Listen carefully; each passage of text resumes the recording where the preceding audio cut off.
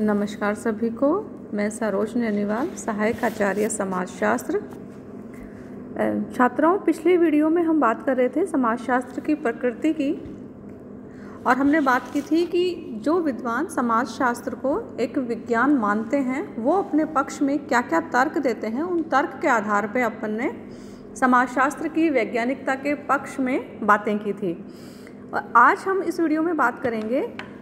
जो विद्वान समाजशास्त्र को विज्ञान नहीं मानते हैं और उसके विरुद्ध में कुछ आपत्तियां दर्ज कराते हैं, उन आपत्तियों की हम बात करेंगे और साथ ही साथ उन आपत्तियों के अपन मूल्यांकन भी करते चलेंगे। तो प्रकृति के संदर्भ में बात कर रहे हैं कि समाजशास्त्र विज्ञान नहीं है ना, और नहीं है के पक्ष में जो विद्वान तर्क देते हैं उसमें पहला तर्क दिया है उन्होंने कि समाजशास्त्र में वैषयिकता या तटस्थता का अभाव पाया जाता है, इसलिए समाजशास्त्र जो है वो एक विज्ञान नहीं है। समाजशास्त्र की जो प्रकृति है उसके विरुद्ध तर्क दिया जाता है कि इसमें तटस्थता का, निष्पक्षता का अभाव है, और यह जो समाजशास्त्र है यह प्राकृतिक विज्ञानों के समान अपनी अध्ययन वस्तु का, अपनी विषय सामग्री का वस्तुनिष्ठता या निष्पक्षता के साथ में अध्ययन नहीं कर सकता है। और इसका कारण यह है कि अध्ययनकर्ता जिस समाज का, जिस समूह का, जाति का या परिवार का, सामाजिक संस्थाओं का सदस्य होता है वो स्वयं उन्हीं संस्थाओं का, उन्हीं का अध्ययन करता है। यानी वो जिस समाज में रहता है, जाति, परिवार, धर्म, सामाजिक संस्थाओं, सामाजिक समस्याओं, सामाजिक मूल्यों का अध्ययन करता है, वह स्वयं भी इनका, उनमें भागीदार होता है, इनका एक सदस्य होता है, इनका एक अंग होता है। अतः वस्तुनिष्ठ तरीके से अध्ययन करना संभव ही नहीं है, और इस वस्तुनिष्ठ अध्ययन में उसकी स्वयं की, अध्ययनकर्ता की स्वयं की रुचि, रुझान, पूर्वाग्रह तथा उसके खुद के जो व्यक्तिगत विचार हैं वो इस अध्ययन में बाधक होते हैं, इसलिए समाजशास्त्र जो है वो विज्ञान नहीं है। अब अगर इसी के कथन का, अगर इसी तर्क का हम मूल्यांकन करें तो हम कह सकते हैं कि इतना तो सही है कि भाई जितनी वैषयिकता, जितनी वस्तुनिष्ठता या तटस्थता प्राकृतिक विज्ञानों में होती है उतनी समाजशास्त्र में नहीं पाई जाती। लेकिन इसका मतलब ये नहीं है कि समाजशास्त्र में वैषयिकता का या तटस्थता का अभाव है, क्योंकि समाजशास्त्र में भी ऐसी अध्ययन पद्धतियों का निर्माण हो गया है, ऐसी अध्ययन पद्धतियाँ का विकास हो गया है जिसकी सहायता से अध्ययनकर्ता बिना किसी पक्षपात के अपना अध्ययन कार्य कर सकता है ना। इसलिए हम कह सकते हैं कि भाई केवल इसी तर्क के आधार पर कि इसमें समाजशास्त्र में वैज्ञानिकता का, इसमें वैज्ञानिकता का या तटस्थता का अभाव होता है, इसलिए समाजशास्त्र विज्ञान नहीं है, यह बात गलत है। क्योंकि समाजशास्त्र में भी अब अध्ययन पद्धतियों का विकास हो चुका है जिसके आधार पर वस्तुनिष्ठ रह करके अध्ययन कार्य, शोध कार्य किए जा सकते हैं। दूसरा जो तर्क है ना, वो समाज वैज्ञानिक देते हैं कि सामाजिक घटनाओं की जटिलता, यानी समाजशास्त्र के अंतर्गत सामाजिक संबंधों का और सामाजिक घटनाओं का अध्ययन किया जाता है। तो ये जो घटनाएं होती हैं ना, सामाजिक घटनाएं होती हैं, प्रघटनाएं होती हैं, उनका जो अध्ययन है ना वो काफ़ी जटिल होता है, बहुत ही दुष्कर कार्य है। और एक ही जो सामाजिक प्रघटना है, एक ही अगर कोई भी घटना घटित होती है तो उसके पीछे कई सारे कारण होते हैं, बहुत सारे कारण होते हैं, और उन सभी कारणों का और उनमें से प्रत्येक कारण का सापेक्षिक महत्व जो है ना वो निर्धारित करना और उसको पहचानना बहुत ही कठिन कार्य है। अतः समाजशास्त्र के लिए जटिल जो सामाजिक संबंध हैं और जो मानवीय व्यवहार है इसका वैज्ञानिक तरीके से अध्ययन करना बहुत ही मुश्किल है। क्योंकि अगर कोई भी, अगर जो घटना घटित होती है या मानव कोई भी व्यवहार करता है ना, तो इसके पीछे है ना बहुत सारे कारण होते हैं, और जो कारण होते हैं ये समय समय पर बदलते भी रहते हैं। और इसके विपरीत जो भौतिक विज्ञान है ना, जैसे रसायन शास्त्र है, भौतिक शास्त्र है, जीव विज्ञान आदि में घटनाओं का अध्ययन करते हैं जब, तो उनके जो कारण हैं उनको अलग अलग करके भी उनके महत्व को, उनके सापेक्ष महत्व को निर्धारित किया जाता है। है ना, और प्रत्येक के महत्व को पता लगाया जा सकता है, जबकि समाजशास्त्र के अंतर्गत ऐसा करना कठिन कार्य है ना। प्रत्येक के मतलब एक की जो मानव व्यवहार या प्रघटना घटित होती है उसके पीछे कारण भी एक से ज़्यादा होते हैं, और उन कारणों में से प्रत्येक कारण का महत्व क्या है, क्या रोल है, उसका अध्ययन करना भी दुष्कर कार्य है। इसलिए सामाजिक घटनाएं चूँकि जटिल होती है, मानवीय व्यवहार को समझना बड़ा ही दुष्कर है, इसलिए समाजशास्त्र विज्ञान नहीं है। अब अगर इसी का हम मूल्यांकन करें तो मूल्यांकन करने पे अपन देख सकते हैं कि जटिलता जो है, भाई विद्वान यूँ कह रहे हैं कि सामाजिक घटनाएं जटिल होती है, मानवीय व्यवहार जटिल होता है, इसलिए उनका अध्ययन नहीं किया जा सकता और समाजशास्त्र विज्ञान नहीं है। लेकिन अगर इसी चीज़ का मूल्यांकन करें तो हम ज्ञात कर सकते हैं कि जटिलता जो होती है वो किसी भी अध्ययन वस्तु के विज्ञान कहलाने में बाधक नहीं होती है, क्योंकि कोई भी चीज़, कोई भी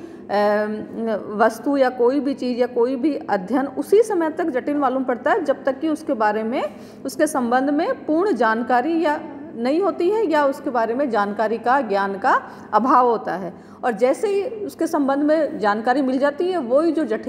जटिल लग रहा था अब तक, वही एकदम सरल हो जाता है। तो वैज्ञानिक कहते हैं कि जटिलता किसी भी अध्ययन वस्तु के विज्ञान कहलाने में बाधक नहीं है, और यदि अनुसंधानकर्ता वैज्ञानिक प्रवृत्ति को बनाए रखते हुए,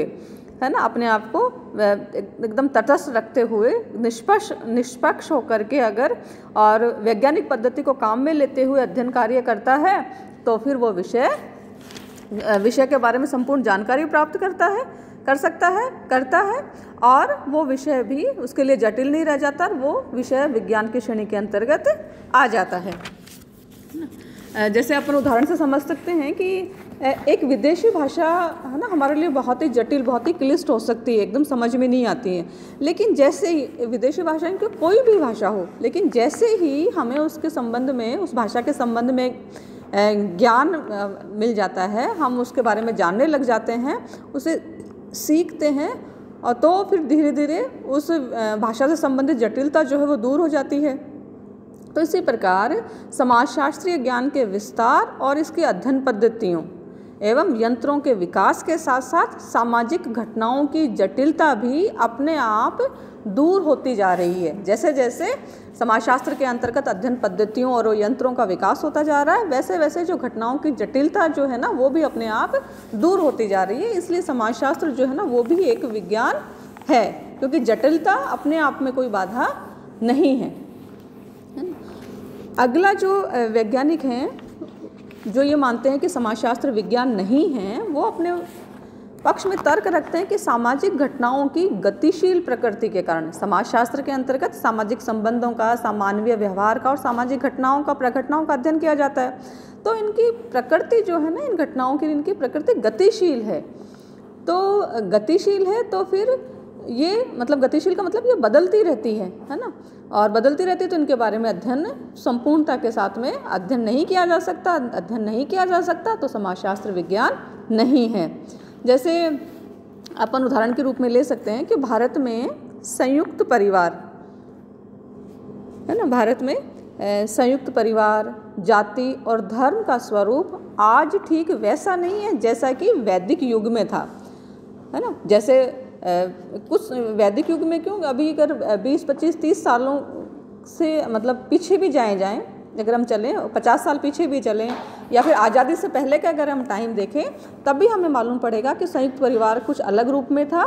है ना। जाति और धर्म का स्वरूप आज जैसा है वैसा नहीं था, है ना। तो आने वाले समय जो है उसमें इसमें और भी परिवर्तन होंगे। अतः इनके अध्ययन के आधार पर वैज्ञानिक ज्ञान प्राप्त करना संभव नहीं है। इसलिए समाजशास्त्र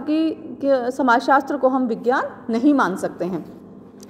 अब अगर सामाजिक घटनाओं की गतिशील प्रकृति के अगर हम मूल्यांकन करें, है ना, तो हम कह सकते हैं कि भाई यद्यपि ये बात तो सही है कि सामाजिक घटनाओं की प्रकृति गतिशील है, यानी सामाजिक घटनाएं, मानवीय व्यवहार समय दर समय बदलता रहता है, परंतु साथ ही यह भी सही है कि भौतिक और प्राकृतिक घटनाओं में होने वाले परिवर्तनों के उपरांत भी जब वैज्ञानिक तरीके से अध्ययन किया जा सकता है ना, जब भौतिक घटनाएं और प्राकृतिक घटनाओं में जब बदलती रहती है तो बदलने के पश्चात भी अगर उनका अध्ययन किया जा सकता है वैज्ञानिक तरीके से, तो ऐसी कोई बात नहीं है कि सामाजिक घटनाओं के क्षेत्र में ऐसा ना किया जा सके। इसलिए समाजशास्त्र को केवल ये कहें हम कि ये वही सामाजिक घटनाओं, इसकी जो विषय सामग्री है, विषय वस्तु है, सामाजिक संबंध या मानवीय संबंध है ना, और सामाजिक घटनाएं, और ये बदलती रहती हैं, इसलिए ये समाजशास्त्र विज्ञान नहीं है। अगर हम केवल यही कहें तो समाजशास्त्र जो है ना वैज्ञानिक तरीके से अगर मान लीजिए अध्ययन संभव नहीं है और समाजशास्त्र एक विज्ञान नहीं है, तो ऐसी नहीं है, ऐसी कोई बात नहीं है, क्योंकि सामाजिक घटनाओं के क्षेत्र में ऐसा है ना किया जा सकता है कि सामाजिक घटनाओं का भी व्यवस्थित तरीके से अध्ययन किया जा सकता है, क्योंकि प्राकृतिक घटनाएं और भौतिक जो घटनाएं हैं उनमें भी तो परिवर्तन होते हैं। तो परिवर्तन होने के बावजूद जब उनका अध्ययन किया जा सकता है तो फिर सामाजिक घटनाओं का अध्ययन भी किया जा सकता है, इसलिए समाजशास्त्र एक विज्ञान है। अगली हम इसमें तर्क ले सकते हैं, जो विद्वान मानते हैं कि भाई समाजशास्त्र जो है वो विज्ञान नहीं है ना, इसकी वैज्ञानिकता के विपक्ष में जो तर्क देते हैं, तो हम वो तर्क देते हैं कि सामाजिक घटनाओं में सार्वभौमिकता का अभाव है। सार्वभौमिकता का मतलब हुआ कि सभी स्थानों पर सभी समयों पर एक जैसा जो रहता है। तो इसके जो समाजशास्त्र की जो वैज्ञानिक प्रकृति है ना, इसके विरुद्ध एक आपत्ति ये भी उठाई जाती है कि सामाजिक घटनाओं में सार्वभौमिकता या एक रूपता या समानता का अभाव पाया जाता है ना, तथा सामाजिक घटनाओं की कोई भी दो इकाइयाँ पूर्णतः एक दूसरे के समान नहीं होती है, उनमें आपस में मतलब एक जैसी नहीं होती है, उनमें कुछ ना कुछ भिन्नता पाई जाती है, और प्रत्येक स्थान पर सामाजिक घटनाएं है ना वो एक दूसरे से भिन्नता लिए होती हैं। इसलिए समाजशास्त्र जो है ना वो विज्ञान नहीं है, क्योंकि प्राकृतिक घटनाओं में तो सार्वभौमिकता पाई जाती है ना। प्राकृतिक जो भी घटनाएं होती हैं ना वो तो सार्वभौमिक प्रकार की होती हैं, और उनके जो नियम होते हैं, सिद्धांत होते हैं प्राकृतिक विज्ञानों के, वो तो सार्वभौमिक प्रकृति के होते हैं, सभी स्थानों पर सभी समयों पर एक जैसे होते हैं। और जबकि सामाजिक